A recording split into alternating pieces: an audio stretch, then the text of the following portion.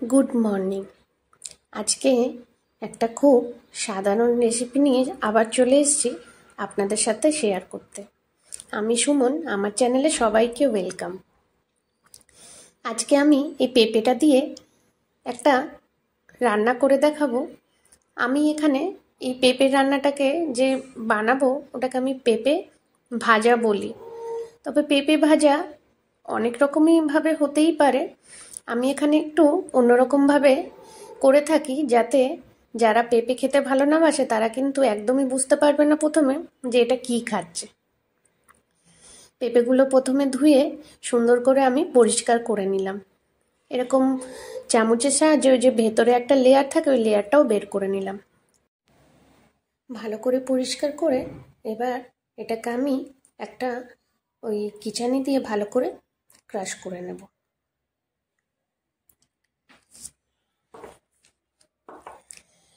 এরকমভাবে ক্রাশ করে নিলে কেউ কিন্তু বুঝতে পারবে না যে আমি পেঁপের তরকারি খাচ্ছি বা পেঁপে ভাজা খাচ্ছি। অনেকেরাই আছে পেঁপে পছন্দ করে না খেতে, কিন্তু এরকমভাবে যদি পেঁপে রান্না করে দেওয়া যায় তারা কিন্তু খেয়ে বলবে যে এটা কিসের, মানে একটা রান্না খেলাম যেটা এতটাই ভালো লেগেছে খেতে, প্রশংসা করবেই, বুঝতেই পারবে না এটা পেঁপে। তবে এই পেঁপে রান্নাটা কিন্তু আমার মার থেকে শেখা।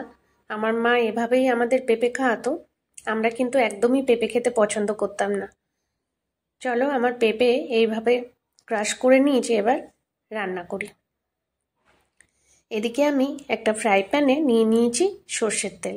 এখানে আমি 2 টেবিল স্পুন সর্ষের তেল নিয়েছি। এর মধ্যে একটু সাদা সর্ষে ফোড়ন দিলাম। এখানে কিন্তু কালো সর্ষেও ব্যবহার করা যায়। এদিকে আমি কিছু কাঁচা লঙ্কা এমনি মাঝখান থেকে একটু চিড়ে দিয়ে দিলাম।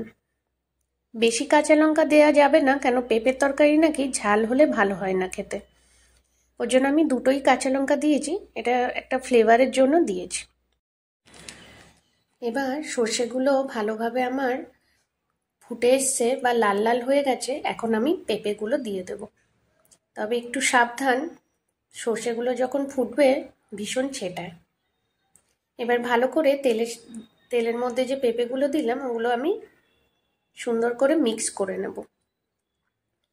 পেঁপে কিন্তু অনেকেই খেতে পছন্দ করে না, তবে এভাবে একবার রান্না করে দেখবেন, ভীষণ ভালো লাগে খেতে, আর বেশি মশলাও লাগে না। এখানে আমি নুন হলুদ দিয়ে দিলাম 1/2 চামচ করে। এবার ভালো করে এগুলো মিক্স করে নেব। এর মধ্যে কিন্তু আমি একদমই কোনো মশলা ব্যবহার করিনি, ওর জন্যই আমি এটাকে পেঁপে ভাজা বলে থাকি। আপনারা যে কোনো নামই দিতে পারেন, তবে এই পেঁপেটা বাচ্চা থেকে বড়রা সবাই খেতে পারবে, কেউ বুঝতে পারবে না। এদিকে আমি একটা নারকেল নিয়ে নিয়েছি। এবার নারকেলগুলোকে এমনি টুকরো টুকরো করে কেটে নেব। নারকেলটার ফ্লেভার যে কোনো নিরামিষ রান্নায় ভীষণ ভালো লাগে, তবে অনেকের নারকেল খেলে গ্যাস হয়, নারকেলটা না দিলেও চলে।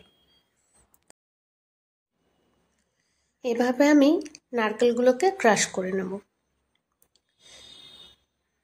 এবার হয়ে গেছে আমার নারকেল ক্রাশ করা।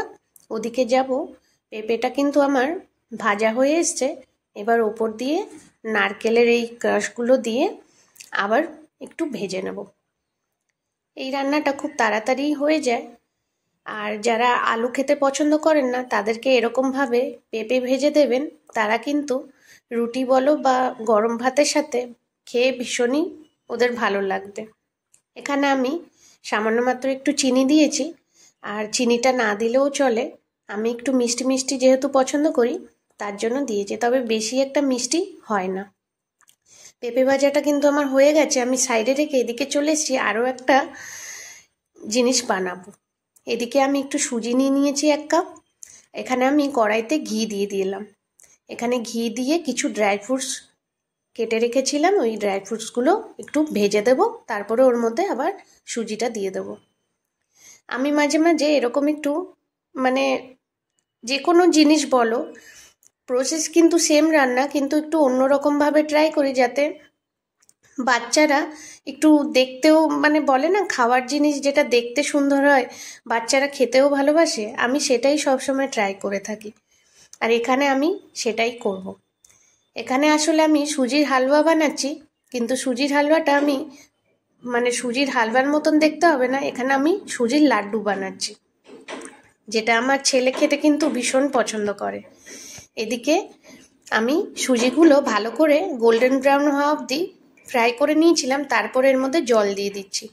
ড্রাই ফ্রুটসগুলোও কিন্তু খুব সুন্দরভাবে সুজির সাথে ভাজা ভাজা হয়ে গেছে। এখানে আপনারা দুধ ব্যবহার করতে পারেন, কিন্তু আমি জল দিয়েছি, কেন এই লাড্ডুটা বানিয়ে কিন্তু অনেক দিন ফ্রিজে স্টোর করে রাখা যায়। এদিকে আমি কনডেন্স মিল্ক দিয়ে দিলাম। প্রথমেই দেখিয়েছিলাম ওই যে একটা কাপের মধ্যে হাফ কাপ মতন আমি কনডেন্স মিল্ক নিয়েছি। এর মধ্যে কিন্তু আমি চিনি ডাইরেক্ট ব্যবহার করছি না, কেন কনডেন্স মিল্কটা এমনিতেই মিষ্টি হয়, আর দুধও ব্যবহার করতে হচ্ছে না, তার জন্য। ভালো করে মিক্স করে নেব। এবার সুন্দর করে এটাকে মিক্স করতে থাকবো যতক্ষণ অবধি জলটা ছেড়ে না আসছে। এদিকে কিছু আমি গোটা এলাচ, যে ছোট এলাচ, ওগুলো আমি গুঁড়ো করে রেখেছিলাম, ওই এলাচের গুঁড়োটা দিয়ে দিলাম। যাদের বাড়িতে বাচ্চারা মিষ্টি খেতে ভালোবাসে, সবসময় যদি বাইরের মিষ্টি না দিতে আপনারা চান, তাহলে বাড়িতে কিন্তু এরকম খুব সামান্য জিনিস দিয়ে ছোট ছোট মিষ্টি বানিয়ে দিতে পারেন, মানে যাতে ওরা খাওয়ার টাইমে দুটো তিনটে খেলেই কিন্তু পেট ভরে যাবে। এর মধ্যে কিন্তু আপনারা আপনাদের পছন্দের মতন, মানে বাচ্চারা যেরকম ভালোবাসে, কিশমিশও দিতে পারেন বা অন্যান্য ড্রাই ফ্রুটসও অ্যাড করতে পারেন, দিলে আরও মানে খেতে ভালো লাগে।